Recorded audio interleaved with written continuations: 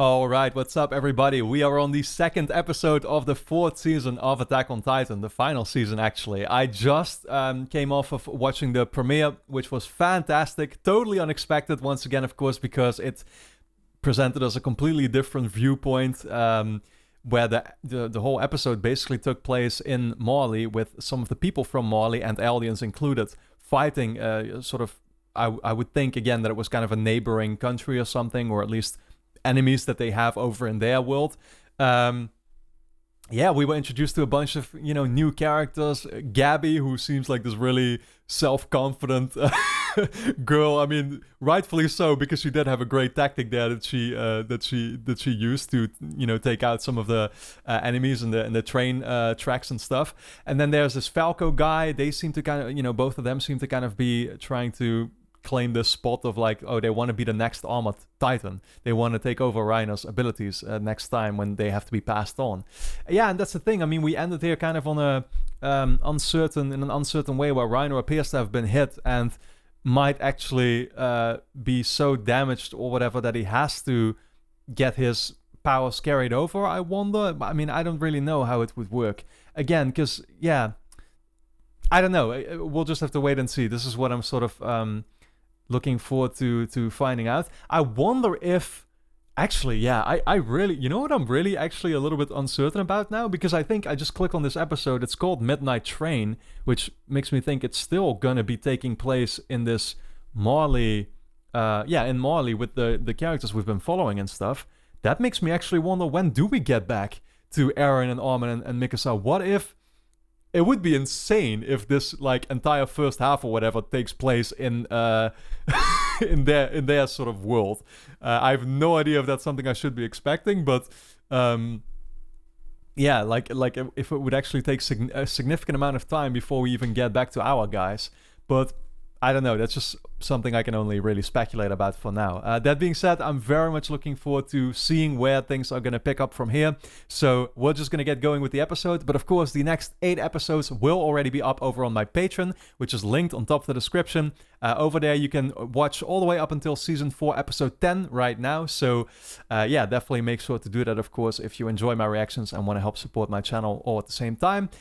Full-length reactions are up there. OVAs as well, if you want to see my reaction to those. But then for now, let's get into this second episode here of Season 4, guys, called Midnight Train. Here we go.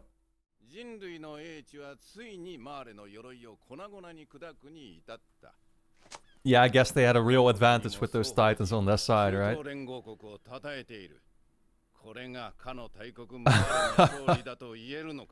I can totally see where he's coming from already. Humanity has eclipsed the power of the Titans.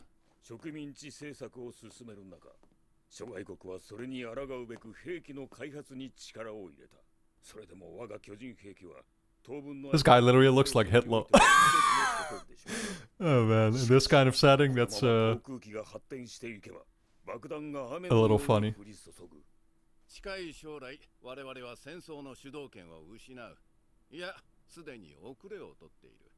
Interesting, so this has always given them an upper hand in the geopolitical sense in their own world. Zeke the Wonder Boy.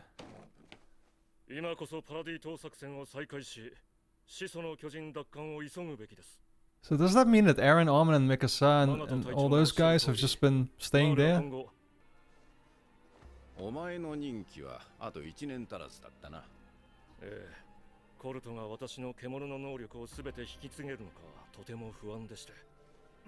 Huh.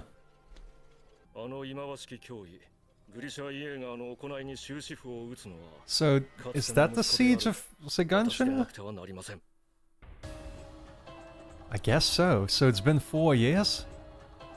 Holy shit, man. It's such a clusterfuck of information. I love it again. This story just turned into something completely different again, but it's so great. At this point, I'm comfortable with it, you know?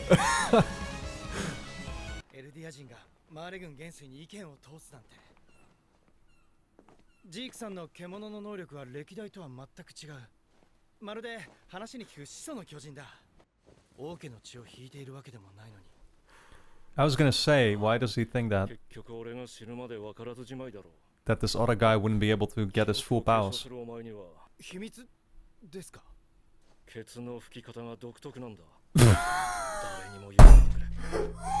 the fuck? Oh my god, this guy.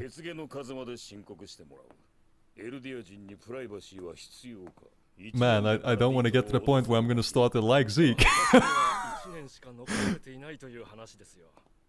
この3年間、パラディ島に向かった調査船は一隻も帰ってきていない。ジーク、お前はこれをどう見る？ Oh wow. 調査船に立ちふさがったのではないでしょうか。ええ。そして何より敵の脅威は巨人だけじゃない。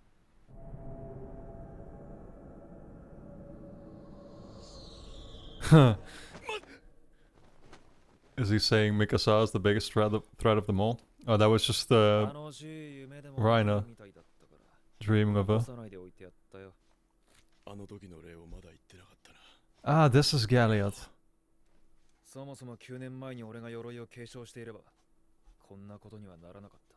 He looks a little bit like that son of the guy in season 3 at the beginning.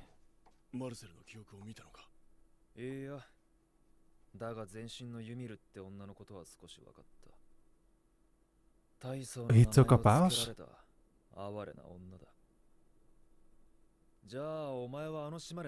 What the hell? So Amira's not... Amira's gone? 随分と頼れる男を気取っていたようだったが、まるで兄貴の真似事じゃねえか。ほっか。艦砲射撃を食らった人はいじめちゃダメだよ。その名で呼ぶな、ピグ。それよりライナー、ガビたちに顔を見せてあげなよ。すごく心配してたよ。そうしよう。Okay, so Rhino did recover. 疲れた。なあ。巨人が戦争で役に立たなくなったら、俺たち戦士隊はエルディア人はどうなるんだろうな。Yeah, they might have no purpose for them to serve anymore. ブラウンさんなら大丈夫だ。おそらく無垢の巨人の襲撃を食らって生き延びたって騎兵だ。本国に戻ったら巨人兵器の非人道性を訴えるマスコットにされる。そしたらエルディア人の立場はますますひどくなる一方だ。くそくそ。ほら、ウゴ。町の者に当たるな。ライナー。もう歩いていいの？ああ、みんなも無事だったか。I guess this girl really looks up to him and stuff. I mean, she wanted to become his next successor and stuff as well, right? So. 普通です。私たちレベリオの本部に帰れるんだって。それまでにこの町を回ろう。おい。待てガビ。そっちは子供が言っちゃダメだって。長門隊長が。でも私、隊長が言ってる。I see what they're doing here. They're really trying to make us warm up to all of these characters already, right? Is he seeing himself in that? I think that was him and Bertolt and Annie and stuff, right? Oh my god, I guess it's an ongoing cycle. Just like Eren and Mikasa and Armin would always see other kids and see themselves in it.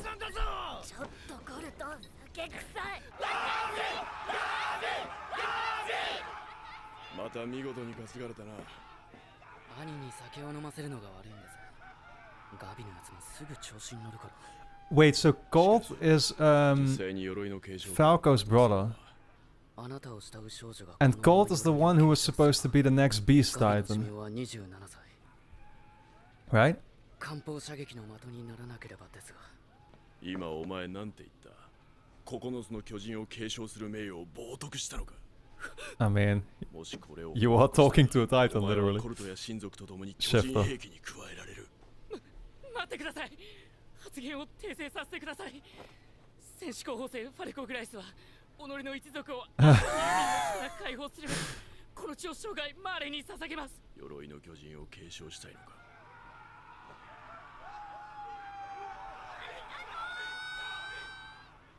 鎧の巨人を継承するのは俺です。そうだ。お前がガビを救い出すんだ。この真っ暗な俺たちの未来から。This is so good, man.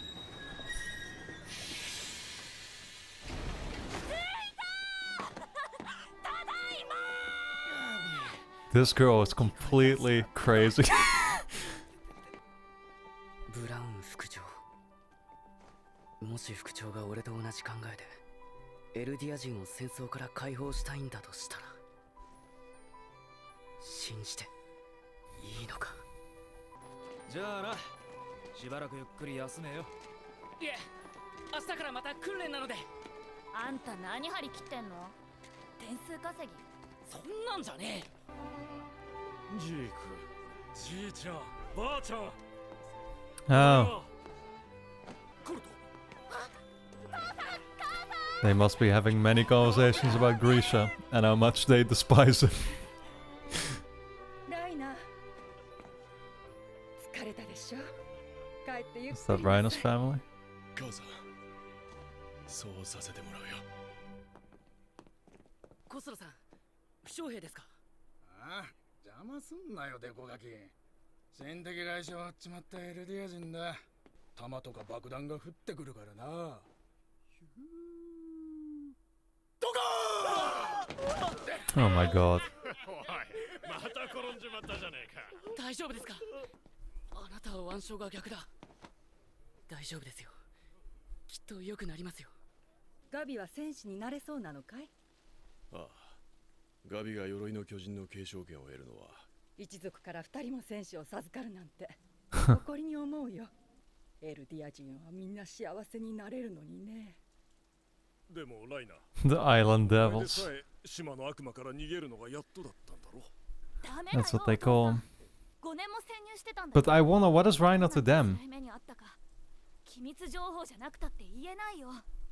そうだな。我が老いよ。 Ah, there we go. いや、話せることもある。 Because yeah, they mentioned having two in the family then, so 軍隊に潜入したんだ。残虐非道な奴らだったよ。 every last one of them was savage. 突然芋を食い出した奴がいた。教官が One of them started eating 悪びれる potato. 様子もなく答えた。芋を半分譲ると言った。しかし、差し出した芋は半分には到底満たないものだった。奴らに譲り合う精神などないからな。本当にどうしようもない奴らだった。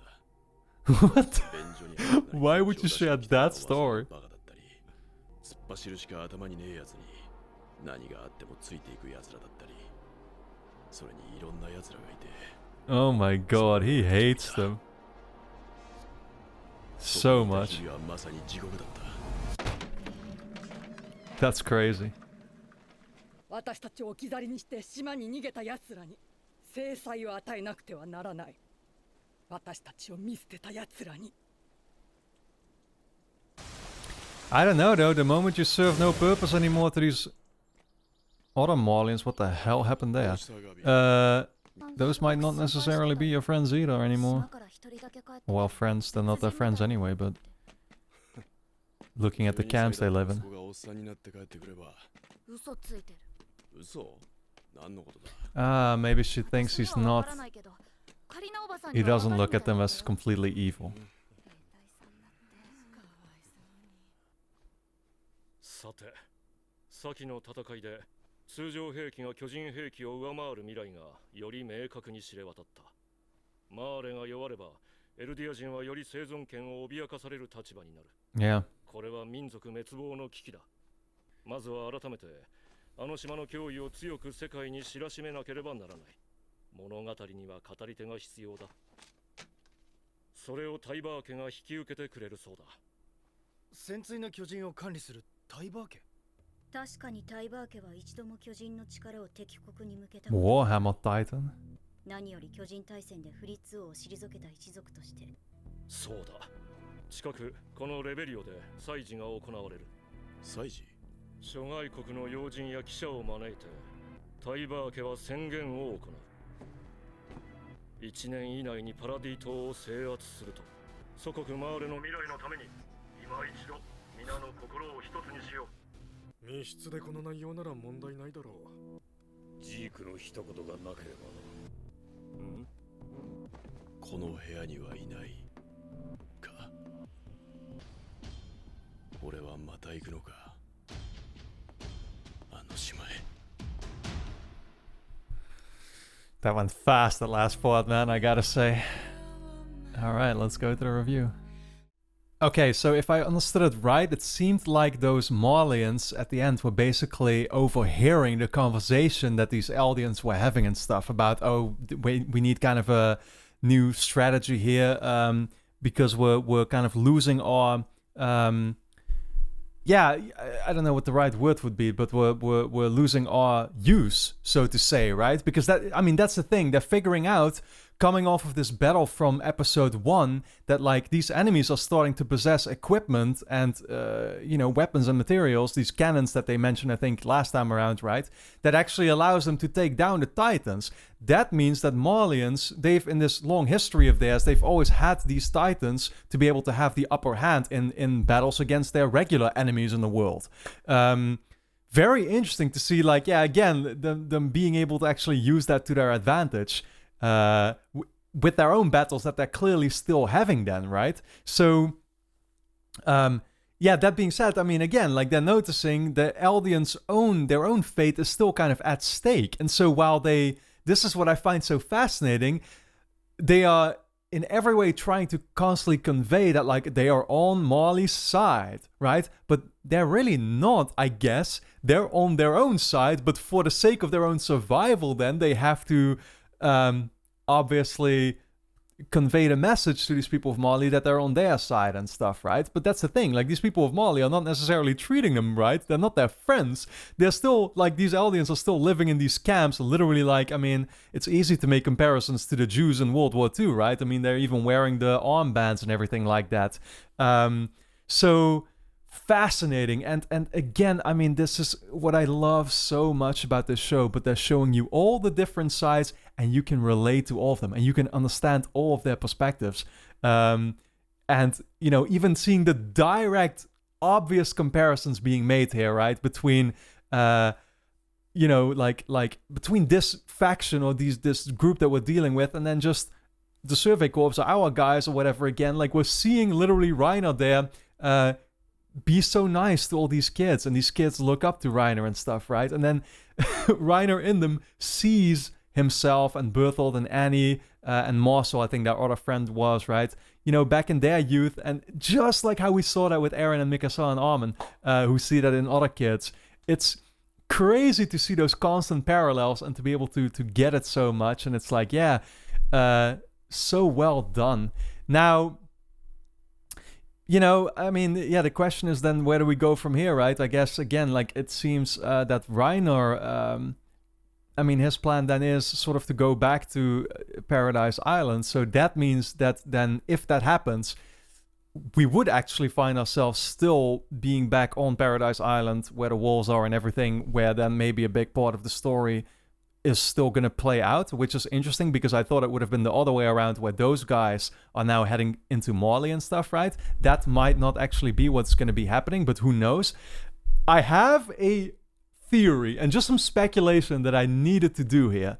Well, actually, the one thing that I should still mention before that is that we're seeing here how Riner is telling the story about, I hate all these guys, like, they're all such evil people, and then he used these weird examples of, like, Sasha and the potato to say that these guys only have it in it for themselves or something.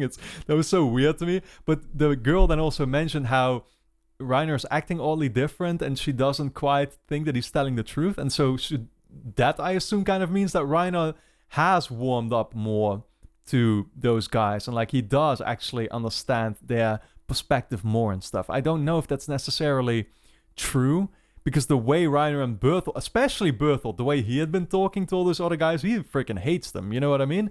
I wonder if that's the same for Riner.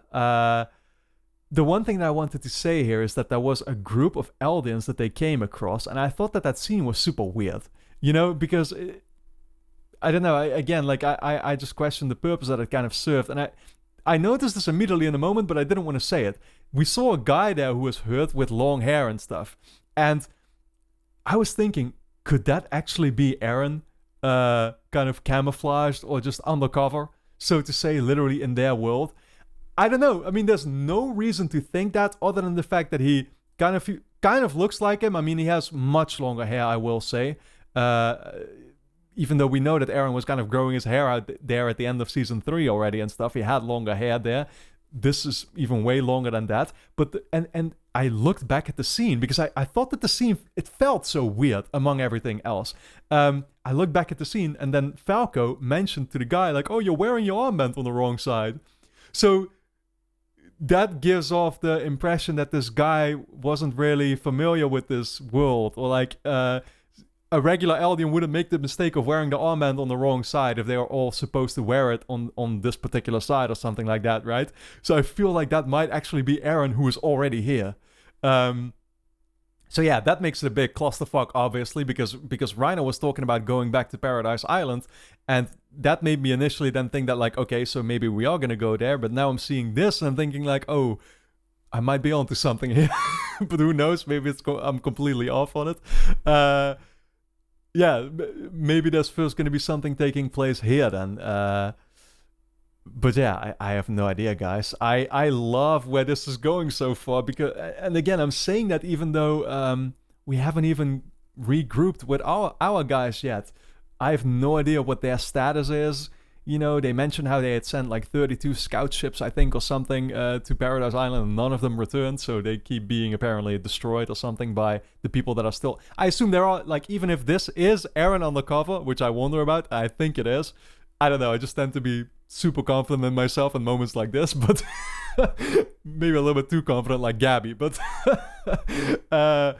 even though that might be the case, I think there's obviously still going to be a bunch of people back in Paradise Island. It's not like all of them are here. Yeah, to stop those ships and stuff, right? So, fascinating stuff, man. Can't wait to see where it goes. Oh yeah, it was even mentioned how Amir, her powers were already carried over to somebody else, so she got eaten already. So, I wonder if that actually means it's literally the last we've seen of Amir.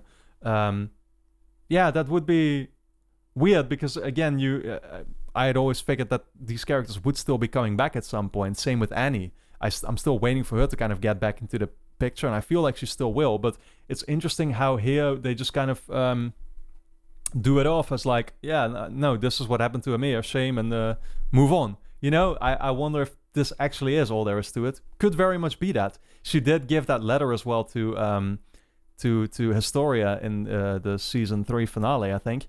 That Historia was reading out loud, so that kind of might have seemed like a fitting ending for her storyline then, but I don't know. This is the thing, you never know with this show. Same with how I guess, you know, I initially mistook Riner being hit there as like, okay, that might mean that they have to make or move faster, or, you know, like get him transitioned over into his powers to a new person, but he did manage to, you know, recover from that, which makes sense. Like, Riner still, his storyline is still gonna yeah, like that was already clear to me already last season as well. Like, Riner is here to stay, so to say, for a long time to come. His story won't really be concluded until it is truly concluded. So yeah, very fascinated to see where they're gonna go with that. But that being said, absolutely been loving this season so far, guys. I can't wait to get going on the 3rd episode, which I will be doing very soon. So honestly, like, this is so much to process, I will say. I feel like I want to actually go back and rewatch these episodes, both of them, one more time, just to make sure I fully get everything.